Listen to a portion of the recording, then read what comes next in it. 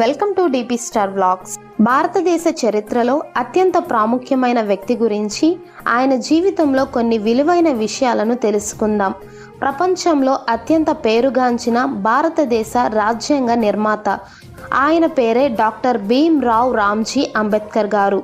బాబాసాహెబ్ అంబేద్కర్గా ప్రసిద్ధి చెందిన డాక్టర్ భీమ్రావ్ రామ్జీ అంబేద్కర్ గారు దూరదృష్టి గల నాయకుడు, సంఘ సంస్కర్త మరియు భారత రాజ్యాంగ ప్రధాన రూపశిల్పి. ఏప్రిల్ 14, 1819 సంవత్సరంలో మధ్యప్రదేశ్లోని దళిత కుటుంబంలో జన్మించారు. పాఠశాలలో తీవ్రమైన కుల వివక్షను అనుభవించారు. ఎల్ఫిన్ స్టోన్ హై స్కూల్లో చేరిన మొదటి దళిత విద్యార్థి అయ్యారు. బాంబే విశ్వవిద్యాలయం నుండి పట్టభద్రులయ్యారు. Columbia university, London school of ఎకనామిక్స్లో ఉన్నత విద్యను అభ్యసించి బహుళ డాక్టరేట్లను సంపాదించారు. భారత రాజ్యాంగ ముసాయిదా కమిటీకి చైర్మన్గా పనిచేశారు.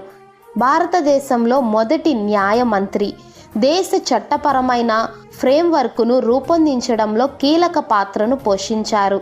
సామాజిక సమానత్వం, న్యాయం కోసం అవిశ్రాంతిగా పోరాడారు.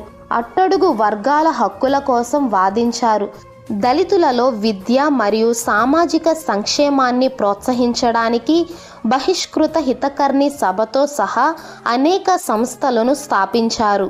కుల నిర్మూలన, శూద్రులు ఎవరు, అంటబడని వాడు, రాముని కృష్ణుని రహస్యాలు, హిందూ మతంలోని అనేక విషయాలపై ఆయన చేసిన రచనలు నేటికి అందుబాటులో ఉన్నాయి. ఇటువంటి ప్రభావవంతమైన పుస్తకాలను ప్రచురించారు.